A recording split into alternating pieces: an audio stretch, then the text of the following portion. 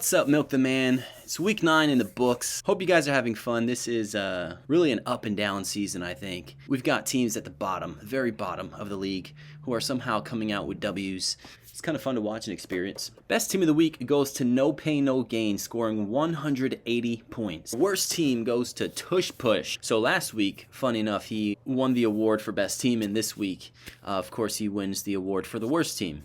Biggest blowout and the Milk the Man award goes to No Pain No Gain, milking all over the Human Torch and putting that fire out. All right, let's get into the games then, shall we? Big Bark versus Mud Dogs. Mud Dogs takes this one 125 to 120. Patrick Mahomes let me down, only scoring 10. And I know that Mud Dogs had his share of letdowns too. Derrick Henry only scoring 13 of his projected 17. Alvin Kamara scoring less than a point when he was projected at 10. And his bench was awful. So everybody that he put in turned out to be everything that he needed. Next, we go to Vinsanity versus Apparently STDs. Apparently takes this one 153 to 111. Apparently STDs roaring back here. Number 4, seed number 4 in the league. He is 6-4.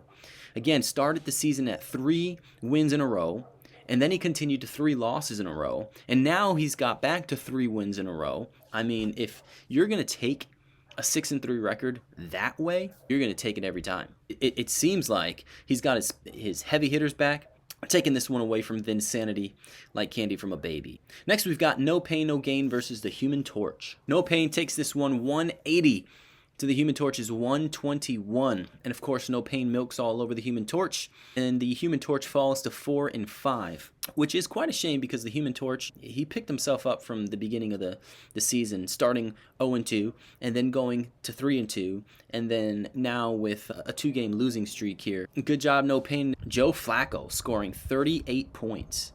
Monstrous. This guy is looking like Lamar Jackson over here. And he's 40 years old. 40 years old. His tight end, scores 43 points. I mean, he just smacked around the Human Torch like the torch belongs to No Pains. Next, we've got Zombie Ate My Neighbors versus Genty. Of course, we've got the talk of the league here. Genty now at 8-1. Hasn't lost a game since week 3.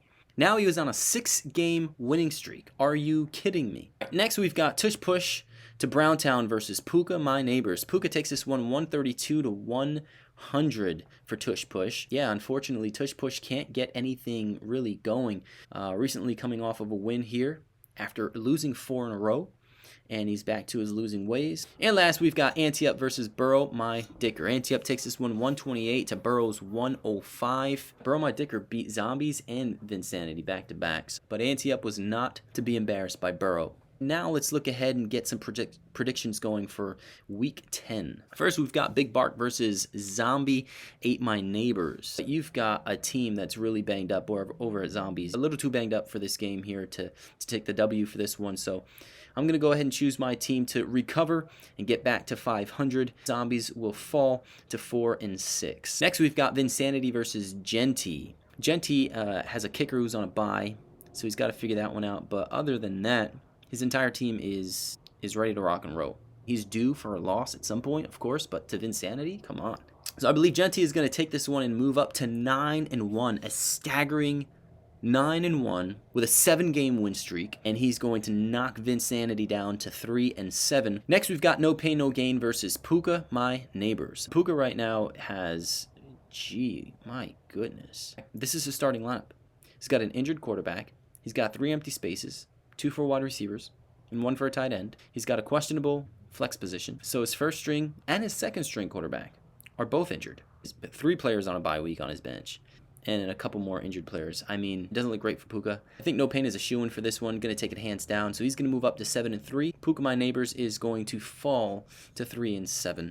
Next, we've got Tush Push versus Apparently STDs. If Tush Push is in the 140, 150 range. Recently, STDs has been right around there, upper 140s and 150s. This has a chance to be a really close game, and if anything, this would be a bounce back game for Tush Push, but unfortunately, I don't see him besting Apparently here. Apparently, he's going to move up to 7-3, and Tush Push is going to fall to 3-7. Next, we've got the Human Torch versus Ante Up. The Human Torch is coming from getting milked upon, his torch being defused, and you got Team Ante Up. In the past 5 games, He's 4-1. Antioch's going to take this. He'll move to 7-3, and the Human Torch is going to fall to 4-6, which is not terrible. Finally, we've got Burrow My Dicker versus Mud Dogs. Mud Dogs doing well for himself. If you look at his schedule here, he's won 2 in a row. Before winning those 2 in a row, he was 2-5. Just another win here, and anything really could change. If you're 5-5 next week, Mud Dogs, you can very well find yourself in a playoff position. Burrow My Dicker, same for you. If you could find a way to win this game, you be at 4-6, you've got just as good a chance as anybody else. Mud Dogs with his 2-game win streak and the fact that he scored 125 last week and the week before that 145, I think he's on a pretty good trajectory here to get a 3rd win in a row. So he'll move to 5-5, and Burrow My Dicker is going to fall to 3-7. So there you have it, guys. One team that we all need to concern ourselves about being better than is Genty. Until Genty loses a game, I think none of us stand a chance. I think for the sake of hope, we're all rooting for Vinsanity this week, but we all know that he's not going to get it done. Gentlemen, enjoy the games. Thanks for watching.